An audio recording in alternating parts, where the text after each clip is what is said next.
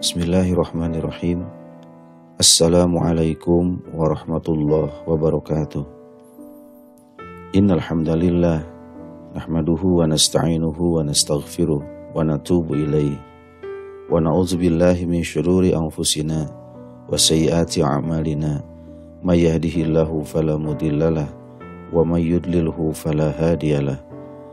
Asyhadu an la ilaha illallah wahdahu la syarikalah wa asyhadu anna Muhammadan abduhu wa rasuluh la nabiyya ba'da. Allahumma shalli ala Rasulillah Sayyidina Muhammad ibn Abdillah wa ala alihi wa ashabihi wa man iqtadahum ila yaumil qiyamah, amma ba'du. Kaum muslimin wal muslimat rahimakumullah, kesuksesan amatlah penting, tetapi menjaga kesuksesan tidak kalah penting. Menyelamatkan sesuatu yang amat berharga dalam hidup kita bukanlah sesuatu yang bisa dianggap remeh. Banyak orang terpaksa harus jatuh pailit karena tergelincir, sebab jalan yang dilalui begitu licin. Ada pejabat tinggi tergelincir karena perilakunya. Ada yang tergelincir karena korupsinya. Ada yang tergelincir karena mengkonsumsi narkoba. Dan banyak lagi berbagai jalan licin yang menggelincirkan manusia. Lalu apa yang menjadi penyelamat bagi diri kita dari ketergelinciran itu? Penyelamat dari ketergelinciran tidak lain adalah rasa takut kepada Allah. Seseorang yang dirinya merasa takut kepada polisi misalnya, maka ia akan bebas berbuat ketika tidak melihat polisi ada di hadapannya. Seseorang yang takut jika ada penegak hukum, maka ia akan merasa bebas leluasa jika tidak ada penegak hukum di sampingnya. Seseorang yang takut kepada atasan, maka ia akan merasa merdeka jika atasannya tidak menungguinya. Seseorang yang takut kepada Allah, maka ia tidak akan pernah merasa bebas leluasa untuk melanggar larangan-larangannya, karena dia tahu dan sadar bahwa Allah selalu memperhatikan ucapan dan tingkah lakunya. Karena itu Allah berfirman di dalam Al-Quran, A'udzubillahi minasyaitonirrajim, Ya ayyuhalladzina amanu taqullaha haqqa tuqatih wa la tamutunna illa wa antum muslimun. Wahai orang-orang yang beriman, bertakwalah kepada Allah dengan sebenar-benar takwa kepadanya, dan janganlah sekali-kali kamu mati melainkan dalam keadaan muslim. Quran Surat Al-Imran ayat 102.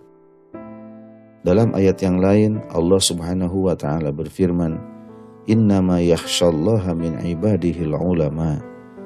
Sesungguhnya yang takut kepada Allah di antara hamba-hambanya hanyalah ulama. Quran Surat Fatir ayat 28. Perasaan takut kepada Allah akan menjadi alat kontrol bagi seseorang untuk meninggalkan larangan Allah. Orang yang takut kepada Allah dengan rasa takut yang sebenarnya tidak akan berani melanggar larangan Allah. Meskipun ia berada di tempat yang sepi, tidak ada seorang pun yang melihatnya. Dan jika berbuat dosa, tidak seorang pun yang mengetahuinya. Dia akan merasa bahwa Allah akan selalu mengetahui apa yang dilakukan oleh hambanya. Dia juga merasa bahwa segala ucapan dan gerak-geriknya selalu dalam pengawasan Allah.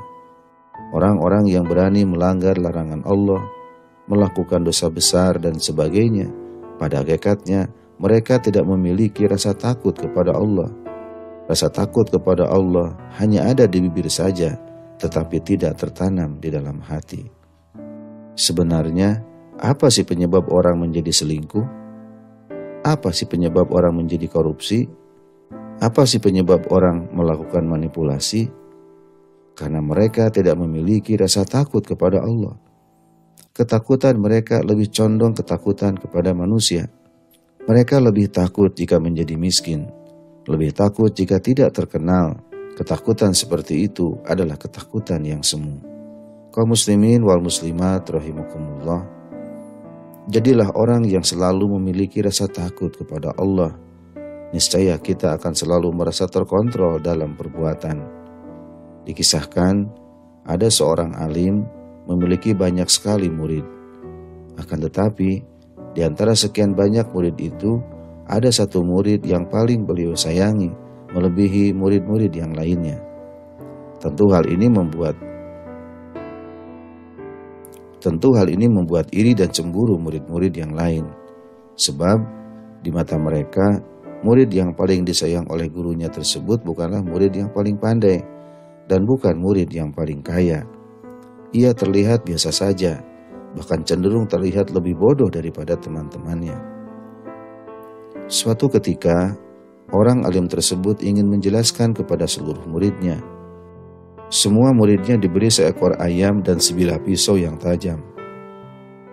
Seluruh murid diperintahkan untuk mencari tempat yang sepi dan tidak ada yang melihat. Jika mereka sudah mendapatkan tempat yang sepi dan tidak dilihat oleh siapapun, mereka harus menyembelih ayam itu. Semua murid segera mencari tempat-tempat yang tidak ada orang, lalu segera mereka menyembelih ayam tersebut. Tidak lama kemudian, mereka segera datang melaporkan bahwa tugas sudah mereka selesaikan. Hanya satu murid yang masih belum kembali. Tidak lain, ia adalah murid kesayangan orang alim tersebut. Setelah lama ditunggu, ia baru datang. Ayam yang dibawanya masih hidup dan pisaunya masih bersih. Teman-temannya tersenyum sinis. Mereka merasa sudah menang. Pasti murid itu akan dimarahi oleh alim tersebut karena tidak bisa menyelesaikan tugas yang diberikan kepadanya. "Mengapa tidak juga kau sembelih ayam itu?" tanya orang alim tersebut. "Maaf Kiai, sudah saya cari tempat yang sepi yang tidak dilihat siapapun, tetapi saya tidak bisa menemukannya. Dimanapun tempat yang saya datangi, Allah selalu melihat saya sehingga saya tidak bisa menyembelih ayam ini." Lalu orang alim tersebut memandang kepada seluruh muridnya. "Nah, sekarang kalian tahu sendiri apa kelebihan anak ini dibandingkan dengan yang lain. Sepertinya ia bodoh, padahal ia sebenarnya adalah hamba Allah yang selalu merasa diawasi dan merasa takut kepadanya. Semua santri sekarang mengakui kelebihan teman yang mereka anggap bodoh itu dan menjadi kesayangan guru mereka. Kaum muslimin wal muslimat rahimakumullah, jadikanlah rasa takut kepada Allah sebagai bekal untuk menggapai kesuksesan dunia dan akhirat.